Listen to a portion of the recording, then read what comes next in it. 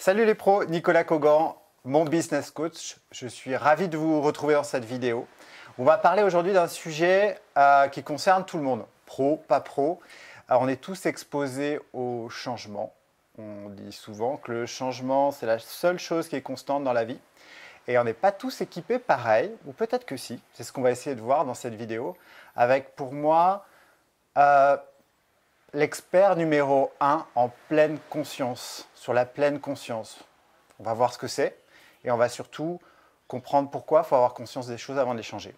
Voilà, pour ça, je vous présente tout de suite mon invité, Franck Nicolas. Franck Nicolas. François Lemay. François Lemay. Voilà, Nicolas. Non, Nicolas, c'est moi. Oui, c'est ça, exactement. Il est C'est où tout ce ça. Franck, alors? Je ne connais pas. Ah, OK. Bon.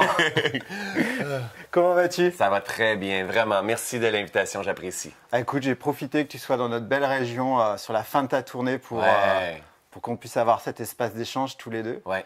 Et voilà, je pense que tu te présenteras mieux, parce que moi, sinon, je vais en faire des listes et des listes te concernant. Ouais. Est-ce que tu peux te présenter à ma communauté? Oui, mais je vais faire ça simple, en fait. Je m'appelle François Lemay. Je suis un Canadien, en fait, qui habite au Québec et je me spécialise effectivement en enseignement de pleine conscience. Moi, la pleine conscience a littéralement transformé ma vie. Ça m'a permis de prendre de la hauteur. Je suis un entrepreneur depuis j'ai l'âge de 17 ans. Donc, moi, j'ai toujours été entrepreneur. J'ai différentes entreprises. J'ai eu beaucoup de succès, mais j'ai eu plusieurs échecs aussi au travers de tout ça. Mais aujourd'hui, je suis un entrepreneur en conscience.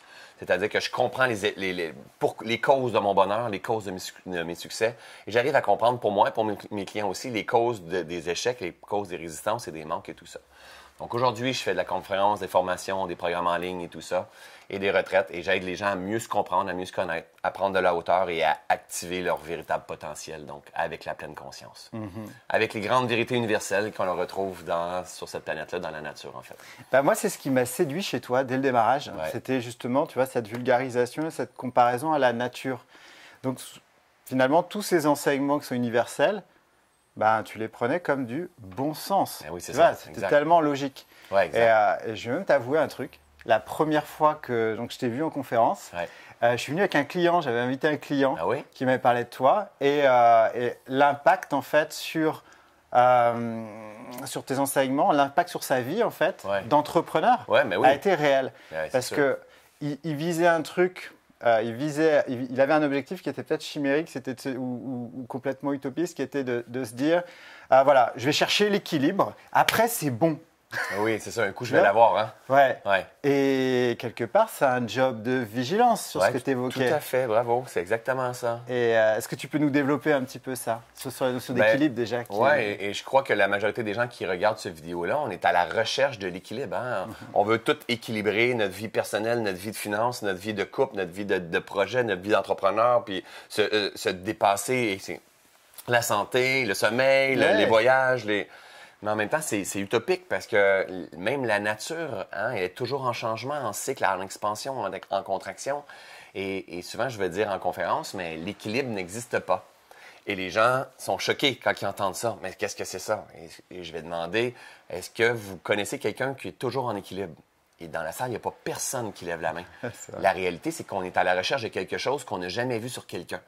C'est ça la réalité. Et on s'en veut de ne pas être en parfait équilibre. Tu sais, pour développer une business, souvent, on va peut-être avoir un peu moins d'attention avec la famille, un peu moins d'attention avec les finances. Pour faire relever les finances, on va faire peut-être moins de sport ou moins de... Tu comprends? C'est chaque chose en son temps, mais nous, on essaie de performer partout égal à la même place. Je trouve que ça doit parler aux personnes qui regardent cette vidéo. J'en suis sûr, parce que je peux comprendre, je suis un entrepreneur depuis j'ai l'âge de 17 ans, donc j'ai vécu toutes ces périodes-là. Mais pourtant, la nature, elle est en même temps dans ce grand plan-là, si on prend de la hauteur, nous sommes toujours en équilibre. Quand je dis l'équilibre n'existe pas, c'est pour choquer puis pour aller chercher l'attention. Mais la réalité, nous sommes toujours en équilibre, même dans les périodes où est-ce qu'on est perdu, de challenge, où est-ce que c'est plus difficile, qu'on manque de sommeil, que les finances vont pas bien, que les employés ont de la difficulté. Nous sommes toujours en équilibre dans notre processus de pleine réalisation. Donc, en équilibre dans le sens que il faut comprendre aussi quand il y a le changement, il y a des cycles au travers des changements. Comme dans la nature. C'est ça qu'on ne comprend pas, en fait. C'est ça l'essentiel et la base. Tu sais, la majorité des gens qui viennent me voir n'ont jamais compris que, oui, le changement, mais on ne le saisit pas. On ne comprend pas c'est quoi le changement. Ouais, il faut que tu t'adaptes au changement. Oui, mais merde, je veux pas m'adapter au changement, tu comprends-tu? On veut le contrôler, le changement. Et c'est là qu'on souffre, parce que la réalité, c'est la plus grande de toutes les vérités, le changement. On a commencé la vidéo, on arrive à un certain point de vidéo, éventuellement, on va être à la fin de vidéo. Dès qu'il y a le changement, il y a des cycles. Le changement, c'est la plus grande vérité. Que ce soit dans les entreprises, dans nos finances, dans nos actions, dans la clientèle, dans les gens qui arrivent chez nous et qui repartent dans nos prospects. Les changements sont partout. Tout à fait. Il n'y a pas de stabilité. Une stabilité. On peut s'adapter au changement puis être plus stable à l'intérieur. La seule stabilité, elle est intérieure. Donc, il n'y a pas de qui ne bouge pas, en fait. Mais quand il y a le changement, il y a des cycles. Et quand il y a des cycles, c'est drôle parce que nous, on est sur le bord de la mer. Hein? Et quand il y a des cycles, il y a des expansions-contractions, comme la vague qu'on entend, nous. Ou la marée. Ou la marée. Tous les 6 heures. Ou la marée qui monte exactement tous les 6 heures. C'est des grandes vérités universelles. Maintenant, on doit s'adapter à ça. Vivre en harmonie. Pas chercher l'équilibre, parce que chercher l'équilibre, on voudrait que la marée soit haute, tout simplement, puis elle reste toujours haute. C'est ça. Et si je veux que la marée soit toujours haute, je vais souffrir quand elle va descendre.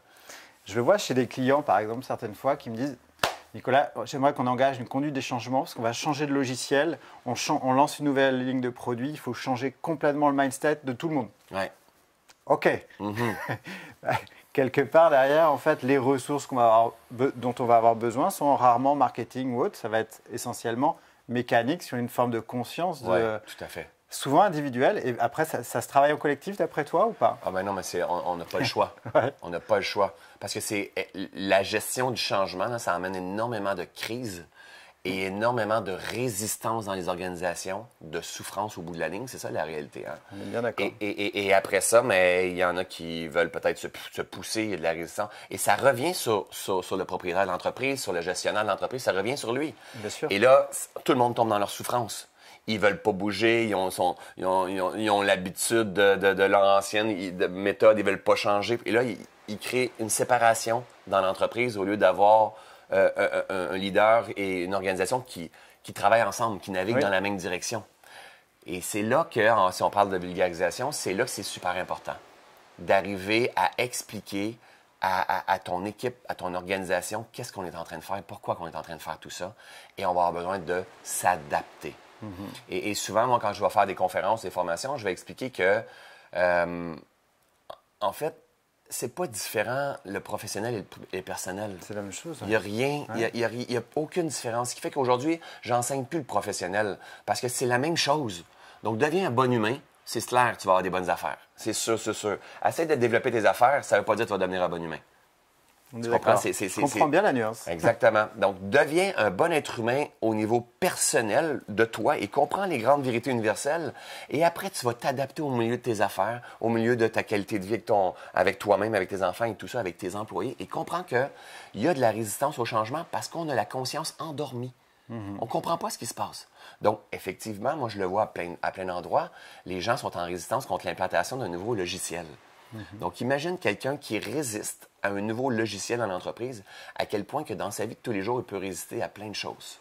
À souvent des évidences, peut-être même. À plein d'évidences, ou à sa mère le juge, l'autre le rejette, je ne sens pas à la hauteur. On résiste à plein de choses au lieu d'apprendre à accueillir ce qui est là.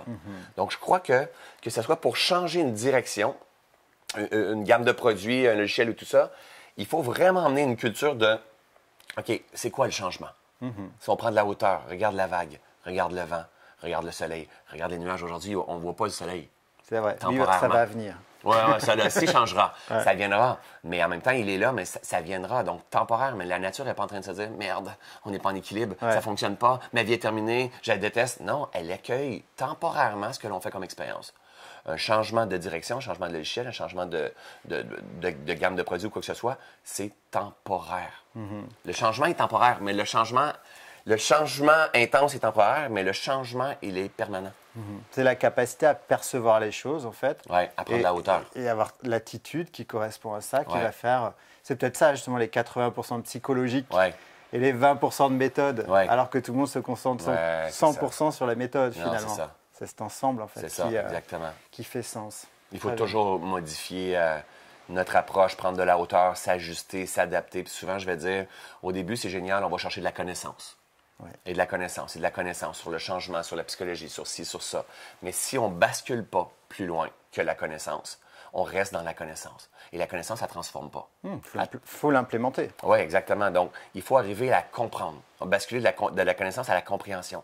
Et pour ça, il faut vulgariser, il faut amener des analogies, il faut sortir de notre cadre et venir le comprendre dans d'autres sphères de notre vie. Et une fois qu'on commence à la comprendre, on commence à prendre de la hauteur et on commence à se maîtriser.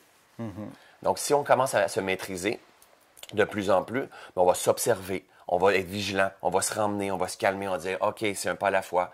Si on commence à s'observer, moi, j'ai développé 4 étapes à l'éveil. Première, connaissance.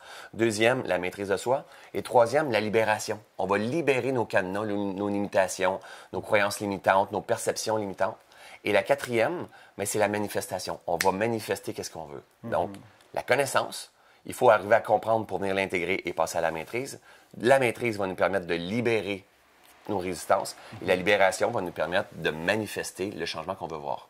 Dans ce point de libération que tu évoques, est-ce que ça c'est directement connecté à ce que tu disais tout à l'heure sur les blessures? Ben oui. Okay. C'est un sujet souvent que tu sais, dans le milieu entreprise, on va le mettre sous la table parce que exactement. Le prendre vraiment en face, exact. Ça peut parfois être juste douloureux et on a juste envie de prendre la fuite. Moi-même, j'ai souvent pris la fuite. C'est normal. C'est un travail permanent, de toute manière. C'est des conditionnements que l'être humain, dès qu'il voit les blessures, il ne veut pas rien savoir. Donc, il se tourne de bord. On appelle ça de l'aversion. Hein? Donc, on se pousse, puis on veut pas vivre des blessures. On n'aime pas. Et honnêtement, c'est le bout le plus important. Ouais. Tu comprends? À cause que j'ai des blessures, je n'arrive pas à me maîtriser parce que je deviens agité. Et je fais de l'angoisse, du stress, puis je tombe dans la performance. Donc, je n'intègre pas la connaissance parce que j'ai des blessures, je suis agité, donc je n'amène pas de manifestation de ce que je veux. C'est ce qui est le plus important. Et peu d'entrepreneurs se permettent d'aller dans cette direction-là. Et ils vont saouler leur esprit pour s'étourdir, pour aller chercher du résultat. Donc, ils vont passer, si je réexplique, là, c'est la connaissance, 1, la maîtrise, 2, 3, la libération et 4, la manifestation, le résultat. Je comprends. La majorité d'entre nous, on va passer de la connaissance, on va chercher le résultat. Connaissance, résultat. Et on oublie la maîtrise et on oublie la libération. Ce qui fait qu'on est constamment en souffrance. On peut avoir du résultat, mais nos affaires ne fonctionnent pas bien. On essaie de se comparer avec un autre compétiteur et ça devient notre vie et ça nous empoisonne. On fait de l'anxiété de performance, on est en médication. Quand tu n'as pas la performance, pam, casse départ. Toujours. Pam, casse départ. Toujours la même chose.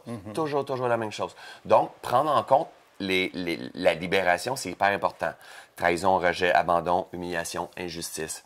Mais aussi addiction, aversion. Hein? Donc, l'avidité, je veux du succès, je veux que ça aille plus vite, ça, c'est l'addiction. Aversion, non, je veux pas voir ça, parle-moi-en pas, du tout, parle-moi-en pas. L'amour de soi, la paix d'esprit. C'est tout apprendre à libérer tout ça. Et pour ça, on a besoin d'avoir de la maîtrise. Je comprends. Apprendre à s'observer. Comprendre qu'on est l'entrepreneur, on est le chef d'équipe, on est le gestionnaire, on est le propriétaire de l'entreprise. Nous sommes responsables de tout ce que l'on fait comme expérience. Tout. L'équipe que l'on voit devant nous, c'est notre propre création. C'est difficile à intégrer, c'est difficile à comprendre.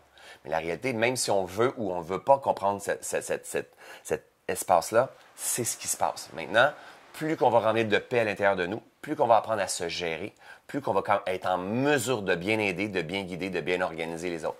Et vous savez, si on a de la difficulté avec ça, c'est peut-être parce qu'on n'est pas fait pour être un entrepreneur. C'est difficile ce que je dis, hein? C'est comme... Mais en même temps, des fois, on a besoin de ça. Pour avoir du succès et se réaliser pleinement, on doit travailler sur soi et se libérer. Tu prêches un convaincu sur ça, tu sais.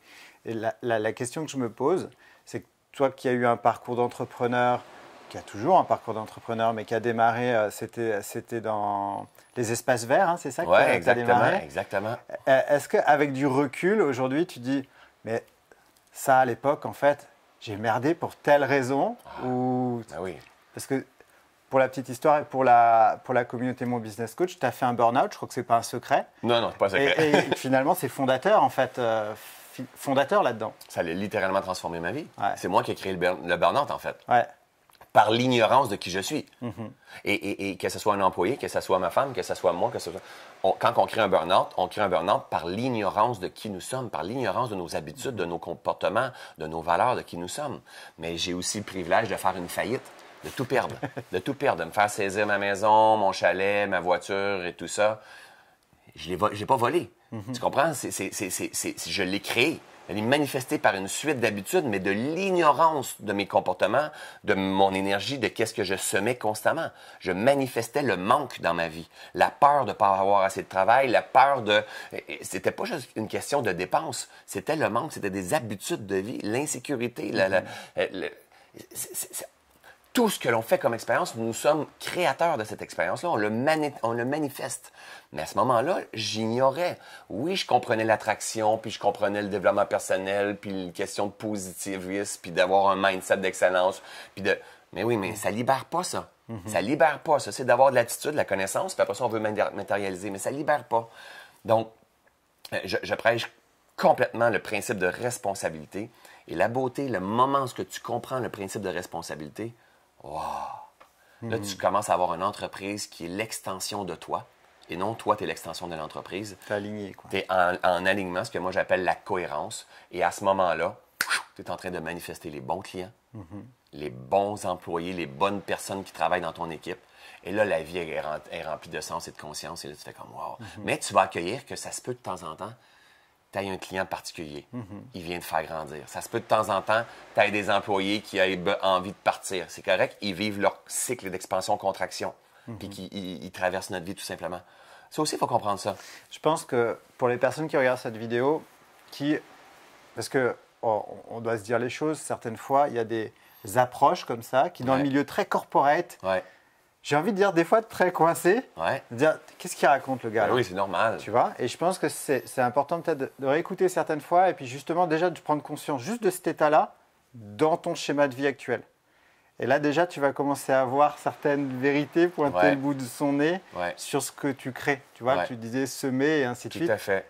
Un test simple, hein, viens au travail demain matin, dis pas bonjour à tes équipes, pète un plomb direct, tu vas voir ce qui va se passer derrière dans ta journée. Exact. Tu risques d'avoir semé exactement ou de récupérer.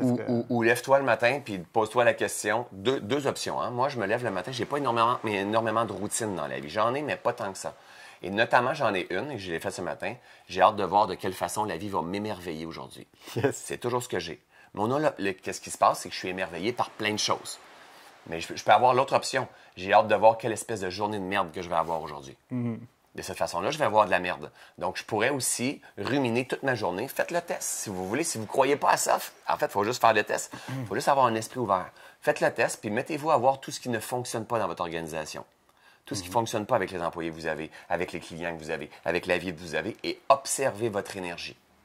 C'est simple comme ça. C'est simple. Et à l'opposé, mettez l'attention sur « Wow, génial, merci de la belle attention que tu as faite. Wow, il est beau ton sourire. Hey, c'est beau ton morceau de linge. Ah, je suis privilégié d'avoir cette entreprise-là, c'est clair. » Et observez votre énergie. Vous allez voir à quel point on est responsable de ce que l'on fait comme expérience. Mais non seulement ça, on manifeste aussi. Et c'est OK si on n'est pas tous là. On n'est pas nécessairement juste coincé. Des fois, on n'a juste pas tombé là-dessus dans notre vie encore. Et peut-être pour certaines personnes que tu aides, ça fait comme, mais c'est d'une vérité. Oui, ben ça a été le cas, tu vois, il y a un an et demi, sur une des premières conférences que j'ai vues de toi, où mon client à côté avait des yeux, bam, Tex Avery, tu sais, avec la mâchoire. Ah oui, c'est ça. Et comment dire, et c'est devenu son mode de fonctionnement. Et il a progressé.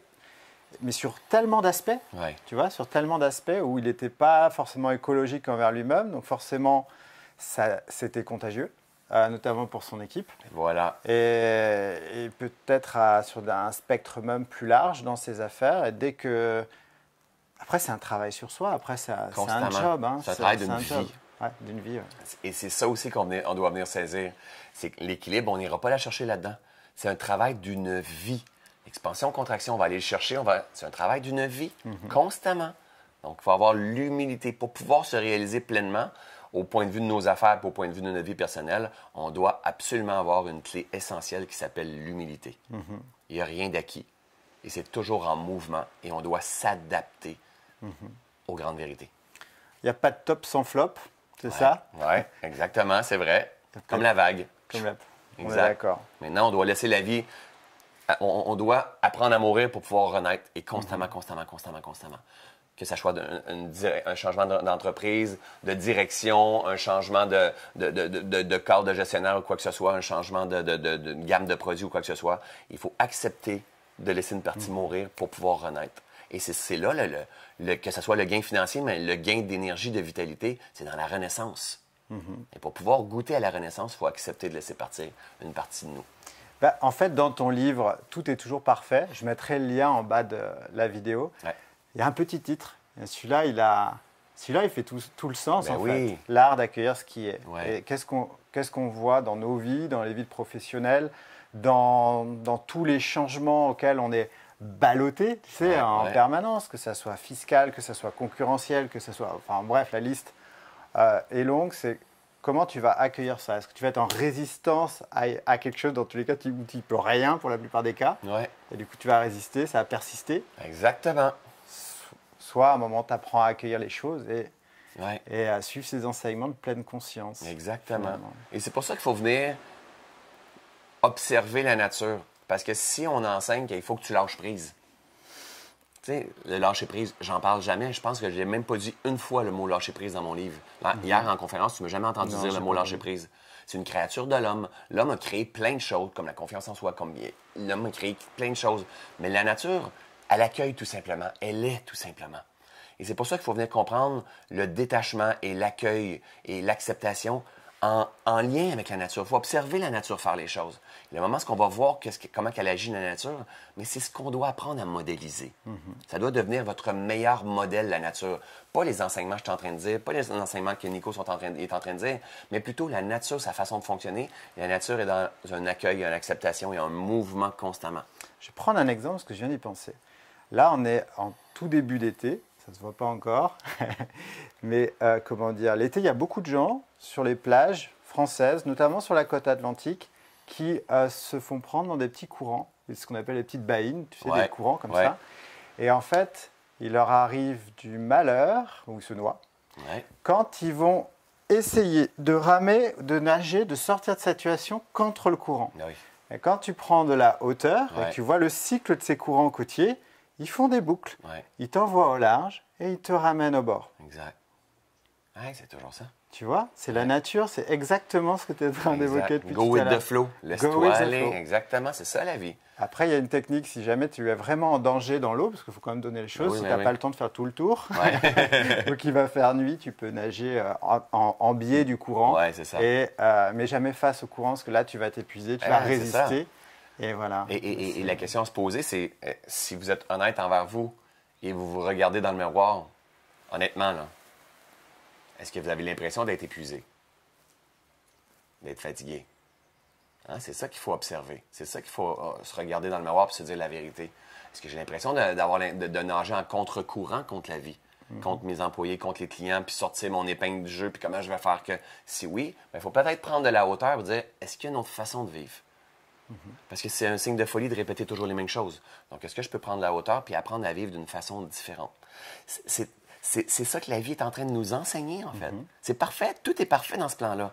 Donc, si j'ai l'impression que ça va trop vite, si j'ai l'impression que je suis en train de me noyer, je suis en survie, je suis en insatisfaction, je suis en manque, ça veut dire que la vie est en train de m'enseigner à agir différemment. Parce que tout est là, il ne manque absolument rien. Je suis un entrepreneur complet, je suis un être humain complet, j'ai tout ce qu'il faut pour pouvoir me réaliser dans ce grand jeu de la vie-là. Maintenant, je vais avoir besoin de développer des nouvelles facultés, activer, pas aller les chercher à l'extérieur, les activer avec des gens comme toi qui vont leur permettre de se rappeler puis de revenir à l'essentiel. Donc, tout est là, il ne manque absolument rien. Je sais que là, on parle de prise de hauteur. Toi, aujourd'hui, tu interviens au niveau international. Tu travailles avec des grandes compagnies, des particuliers, des dirigeants aux quatre coins du monde. Moi, j'ai un sentiment, je voudrais savoir si tu peux me confirmer. Est-ce que le mouvement de la pleine conscience est en train d'accélérer à 1000 à l'heure dans tous les territoires? C'est incroyable. C'est incroyable partout parce que moi, je vois une grande différence depuis les 2-3 dernières années. Et dans les années qui s'en viennent, ça va être encore plus grand parce que je vois tellement l'expansion rapide parce que c'est une masse critique. C'est ça que ça prend sur la planète. Il existe une loi qui s'appelle la loi du champ morphogénétique. Le jour où il y a une masse de personnes dans un système, que ce soit les poissons qui volent d'une certaine façon, les oiseaux qui volent d'une certaine façon, le jour où il y a une masse de la même race qui agit d'une certaine façon, le reste de l'humanité vont fonctionner comme ça, même s'ils n'ont pas suivi les formations. Même sur des îles isolées. J'ai vu des... Oui, avec des singes, avec l'expérience avec des singes. Émission, c'est hallucinant. Effectivement. Donc, effectivement, et donc moi, c'est à ça que je focus. Parce que sinon, on pourrait dire, mais non, la vie, c'est la folie. Vous, les gouvernements, on se fait manipuler, on pourrait voir ça. Puis si tu mets ton attention là-dessus, c'est juste qu'il va prendre de l'expansion. Moi, j'ai décidé de devenir un entrepreneur en conscience, qui sème la conscience, qui crée la conscience, qui multiplie l'abondance. Et il y en a plein, des gens comme moi. J'en vois avec toi, avec Anne, qui a la caméra ici. Il y en a plein, mais il va en avoir de plus en plus. Et moi, je le vois dans mes salles qui sont de plus en plus pleines, les programmes sont de plus en plus pleins. Les gens sont en perte de sens dans les dernières années qu'on a vécues. Et c'est parfait. C'est essentiel. La résistance, elle est essentielle. Maintenant, il faut se renouveler. Il faut renaître. C'est ça qu'il faut. On est en fin de cycle. Bien, cet optimisme est lié à cette contraction aujourd'hui voilà. qu'on vit dans nos sociétés, et voilà. qui est forcément suivie d'une expansion. Et voilà. Donc il faut... Mais en même temps, il faut accueillir ce qu'on contrôle dans notre vie, c'est ce sur quoi on met notre attention. C'est notre pouvoir de choisir. Ce qu'on ne peut pas contrôler, c'est la longueur du cycle. Je comprends. La longueur du cycle, on ne peut pas la contrôler. C'est le grand plan en haut qui va contrôler tout ça. Mais on ne peut pas la contrôler. La seule chose qu'on peut contrôler, c'est ce sur quoi on met notre attention, notre façon d'accueillir. Et plus rapide que tu vas accueillir, plus rapide que le cycle va passer. C'est ça qui est important. Plus tu vas résister, plus long le cycle va être. Mais je crois que pour les entrepreneurs indépendants qui nous regardent, en fait, alors moi je sais au moins une dizaine qui nous suivent à qui c'est arrivé, tu vois, le fait de commencer à travailler ou à changer sa perception des choses, avoir plus de conscience, être davantage peut-être soi, se respecter. Ouais. Ils ont attiré des clients à eux, enfin des clients à eux qui leur ressemblaient. Et voilà. Et là, en fait, ils faisaient vivre peut-être ce qu'on pourrait appeler le client idéal dans l'avatar marketing, mais dans la vraie vie pour eux, avec une vraie vibration avec eux. Et bizarrement, leurs affaires, c'est pou pou, ouais. pou pou. Ouais. Et je vais dire quelque chose qui est probablement l'opposé de ce que tu enseignes, OK? Mais en même temps, c'est pas con, mais je te partage. Moi, je me suis perdu tellement longtemps avec mon avatar. Mais tellement. Aujourd'hui, et c'est dur parce que souvent, c'est pas la première fois que je le dis quand je fais j'en ai pas d'avatar. Ouais. Moi, mon avatar, c'est moi. C'est-à-dire, moi, je me connais, qui je suis, je me branche à mes convictions et à mes valeurs et je les incarne. Et le meilleur branding que je peux avoir, c'est ma vibration. Ouais, j'entends. Tu comprends, hein? Oui, mais je crois qu'on parle de la même chose. On dit la même chose que tu viens juste de dire, là. Sauf qu'on prend la comparaison, que souvent on a voulu théoriser ça dans un bouquin. Oui, exactement. Avec, du coup, comment on construit un François Lemay, un Nicolas Caugan. Et voilà. Donc, c'est pour ça que c'est ce que tu viens de dire qui m'a inspiré en disant, c'est exactement ça. Plus qu'on va se connaître, plus qu'on va choisir, plus qu'on va s'intégrer dans qui nous sommes, plus qu'on va augmenter notre qualité vibratoire et plus qu'on va attirer à nous des clients qui vibrent à la même fréquence, des partenaires comme ça qui vibrent à la même fréquence, qui vont vouloir nous aider, qui vont vouloir nous engager, qui vont vouloir... Et il n'y a pas de plus beau cadeau au monde que d'être aimé pour qui nous sommes vraiment. Mais il n'y a pas de pire cauchemar au monde que d'être aimé pour qui nous ne sommes pas vraiment. C'est la posture. Imagine, et voilà, imagine à quel point tu es pris dans une cage dorée, en fait, quand tu es aimé pour qui tu n'es pas vraiment. Ouais. Et tu t'es adapté à... Non, tu dois incarner qui tu es et ton entreprise, tes projets sont une extension de qui tu es vraiment. C'est super important ce qui Ouais, vraiment.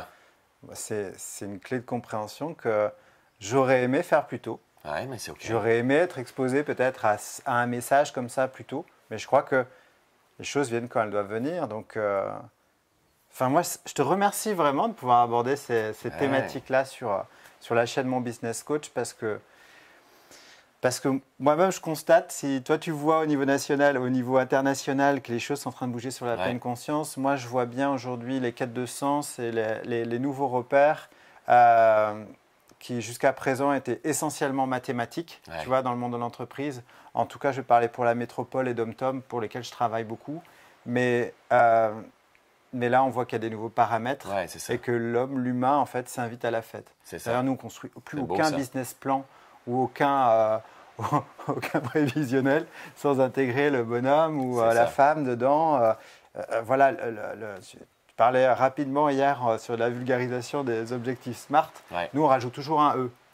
Tu vois, écologique. Ah oui, mais c'est ça. Écologique pour soi-même. Puis après, peut-être pour l'environnement dans lequel on vit. Quoi. Exactement. Il y a tellement à venir saisir au travers de tout ça. Puis, et c'est un pas à la fois. Et la pleine conscience, c'est pas l'humain et non le mathématique et non la prévision. C'est ça et ça. C'est ça et ça. Oui. C'est pas on laisse tous les anciens modèles. Et ça serait un signe de folie, c'est on s'adapte, mais on inclut, plus grand en fait. Puis, et surtout une nature, on va dire une nature humaine, mais peut-être même si on veut aller plus loin dans notre cheminement, une nature divine au travers de tout ça aussi. En comprenant que chaque personne qui va se présenter dans notre route est aussi une extension divine, une créature divine. Donc quand on commence à prendre de la hauteur, regarde tous les entrepreneurs qui fonctionnent, les plus grands entrepreneurs de ce monde, les vrais entrepreneurs en conscience, c'est des gens qui se connectent à plus grand. Donc, il y a quelque chose à explorer, là, juste à piquer notre curiosité. Moi, ce que je trouve intéressant dans ce que tu dis, c'est que voilà, c'est souvent on est dans le mode annule et remplace. Tu vois, un nouvel truc, delete. Allez, voilà. On supprime. Ouais. Mais tout ça, c'est des briques qui viennent s'apposer, qui viennent se construire. Constamment. Et puis qu'il faut changer, qu'il faut vérifier. Et ça, Nicolas, là, c'est. Il n'y a pas de fin. Oui, il n'y a pas de fin. Moi, j'ai eu la difficulté. J'avais toujours l'impression, je suis toujours en train de déconstruire puis de reconstruire. J'étais assez tanné. Je déconstruis puis je reconstruis jusqu'à temps que je me suis rendu compte que la vague est toujours en train de construire, déconstruire. La forêt, elle se construit, elle se déconstruit constamment. C'est la vie. C'est parce que tu cherchais cet équilibre où à un moment donné, ça allait être stable. Quoi. Exactement, exactement. Et là, le monde autour de moi, mais là, tu es toujours en train de refaire tes affaires, ça fonctionne pas, puis toujours, quand est-ce que tu vas t'arrêter, puis tout ça. Mais finalement, vous savez quoi, la réalité? Jamais! Jamais! Jamais, jamais, jamais. Je suis en mouvement. Et le problème dans le monde, c'est lorsqu'il n'y a plus de mouvement.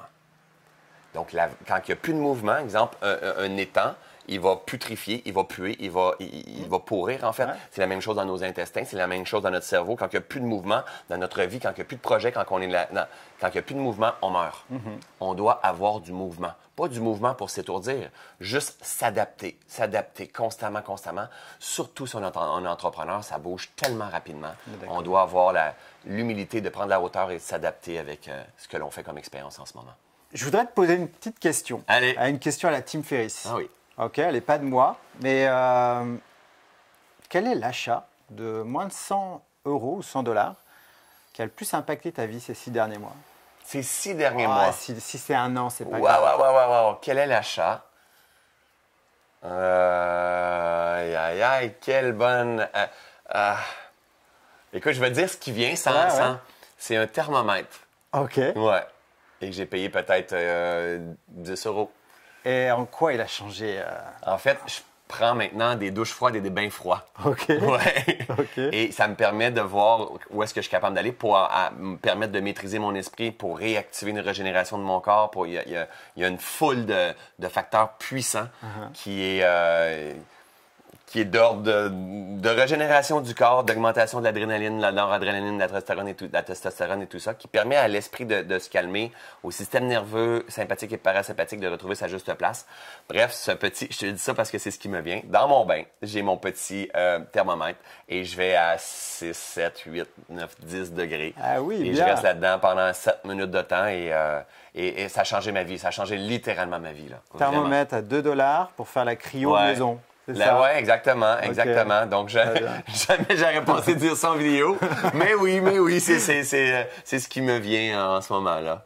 Super. Ben, écoute, je te remercie en tout cas de consacrer ce temps précieux. Ça me fait plaisir. Mais sur des ressources qui le sont tout autant. Ouais. Et qui, si elles sont bien intégrées, infusées, tout ça, je pense que vous avez beaucoup à gagner, à vous intéresser de ce côté-là. Je mettrai les liens de tes organisations, avec plaisir. Il y en a plusieurs, au-dessous de la vidéo. Et puis, moi, je vous dis à très bientôt. Et je te remercie encore une fois. Ça me fait plaisir, mon cher. Vraiment, un grand plaisir. Très bien. À bientôt. Je vous retrouve dans une prochaine vidéo sur Mon Business Coach. D'ici là, n'hésitez pas à commenter et à partager autour de vous parce que ça ne concerne pas que les pros, vous l'avez bien compris, je crois. À bientôt. Bye bye.